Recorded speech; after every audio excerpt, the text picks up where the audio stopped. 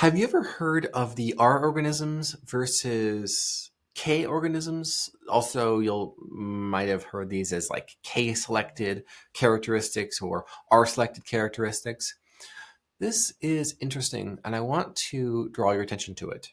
This is Daily Persuasion. I'm Joshua Lisec, the New York Times bestselling author and co-author, ghostwriter of 99 nonfiction books now. I'm just about done with my 100th. I know I keep saying that, but I promise you one of these days I'll announce it when it is done. Probably do the Wilt Chamberlain meme and kind of put my face in black and white over the Los Angeles Lakers basketball star. That will be a fun time. I'm also a certified hypnotist, and it's through this odd and wonderful talent stack of experiences I curate current events. And one current event that has come across my plate is the difference between the R-selected organism and K-selected organism reproductive strategy. I'm going to read you this paper from Montana University's computer science department. This is interesting. The K strategist, reproductive strategy. This will be relevant to you, trust me, more so than you know. The reproductive K strategy is to grow slowly, live close to the carrying capacity of their habitat, and produce a few progeny, each with a high probability of survival. Typical K-selected organisms are elephants and also Homo sapiens. Wait, that's us. And if we look at our organisms, our selected organisms, that's what they're called, they tend to be short-lived, smaller, weaker, energy inefficient, unintelligent relative to the more intelligent K-selected organism counterparts. They have large litters. Interesting.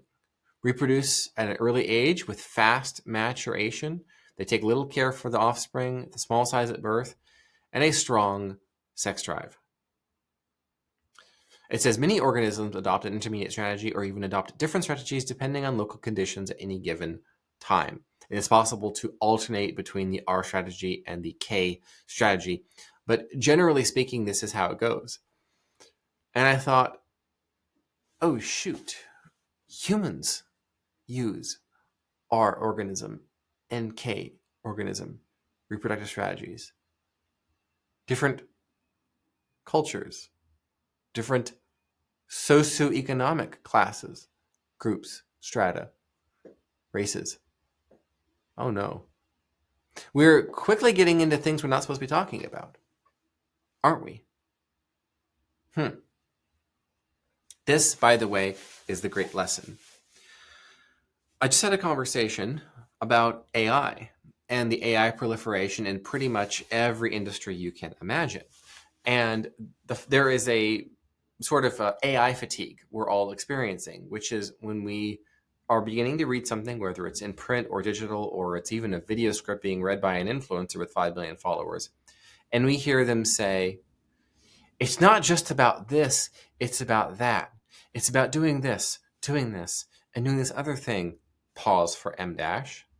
And it's not just about, okay, AI did this. And I'm not actually learning anything new. You're just telling me what it's not. Now, one of the reasons why AI does this is, have you ever recalled a time from your life, perhaps it was elementary school or high school, college even, where you had a minimum word count? And we all thought, well, we have to give them something. They're demanding this output from us. So, we've got to give them something. So what do we say? Well, we could say what the event was, or we could talk about the facts, and we give the experiences.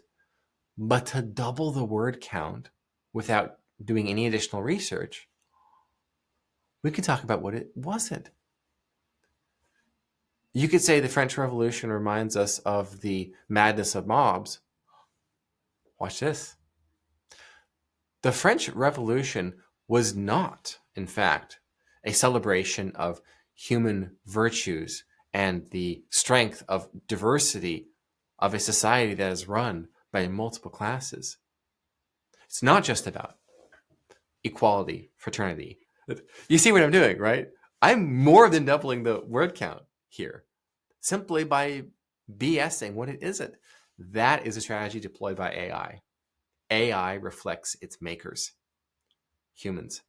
Now, bringing it back to AI and the fatigue we're all having, what we do know fatigue is not going to touch, because AI is not going to touch it, is controversial topics like this one.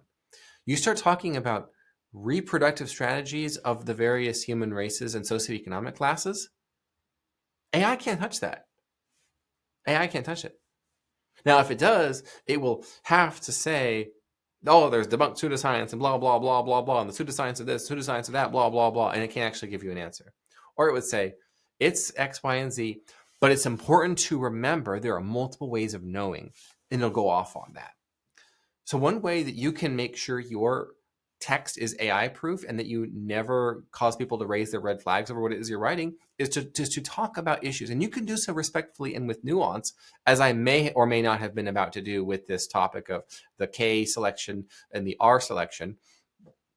It doesn't matter what topic it is or what your industry is, what your niche is. If you go towards the third rail topics and you speak to them with nuance, with care, and with, above all, truth, as I have been doing, and we think about this, we see this with ourselves, right? We know this. If you look at the rates of migrants from the global south, it's obvious that they choose the R organism strategy. Look at the birth rate of these places. If you look at what is the fertility rate for lower IQ societies and cultures, or even states, if you don't want to make it about, oh, it's about race, look at states, look at counties, rural versus urban, poor, rural versus educated urban. You can even see this yourself, and you go, wow, it's a 3.1 fertility rate for that particular area, but it's 0.9 for the other area. Oh, we might be witnessing R selection versus K selection, respectively. Now, you can make it about race. You don't have to.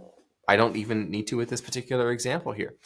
The point of this is that this is a demonstration of the thing that you must do if you want to completely AI-proof your content, is to approach topics that are never supposed to be approached ever by anyone, much less by AI. And guess what? You will probably be able to get that content to more easily go viral, sell it if it's in book form, lecture form, and get the news talking about it because you're saying things that are not supposed to be said in your industry. And it doesn't have to be about the genetic, let's say, genetic predisposition of certain races and the demise of blank slate theory. It could be whatever in your industry, and you would know this. What are those issues or those topics that you're just not supposed to talk about? Every industry has them. If I were to pick out ghostwriting, for example, what's not okay to talk about in ghostwriting is the particular people and particular types of people who don't pay their ghostwriters, who stiff their ghostwriters, who treat the ghostwriters like trash. And almost all of them are affluent, white, female, urban liberals. It stands for awful, right? Affluent, white, female, urban liberals. That is the category of ghostwriting clients that we all know don't pay their bills and treat their ghostwriters like trash. Everyone has a story for working with one of these characters. Oh, but that's mean. That's generalization. Again, AI is not going to touch it if it's mean or a generalization. If I pick the practice of hypnotism, what are you not supposed to talk about there? Well, what we're not supposed to talk about is, should I do it? I think I'm going to do it. Okay, I'll do it after this. One third rail of hypnosis, and by the way, that's the thing that if you stand on, you get electrocuted on those electrical railways. Okay, the third rail, right? Okay. One third rail is the type of people who cannot be hypnotized.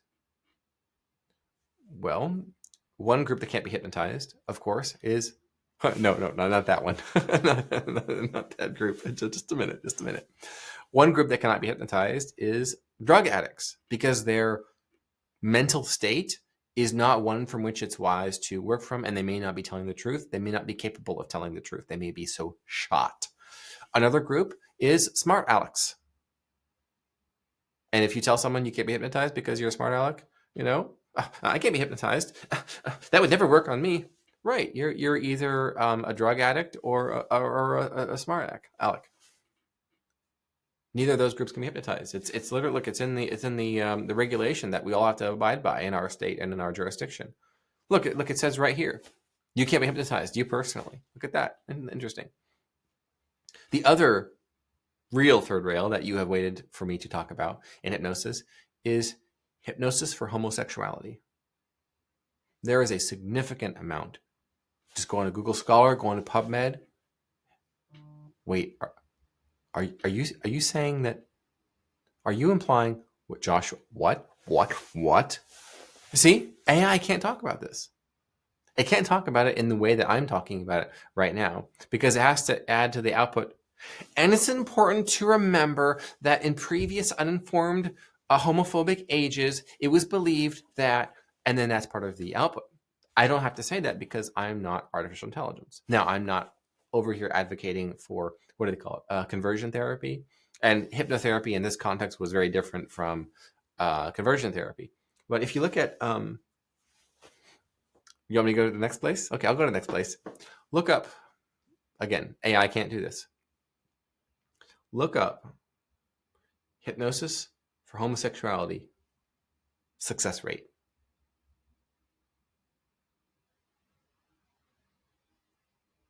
You'll probably feel illegal just making that search. That's Daily Persuasion.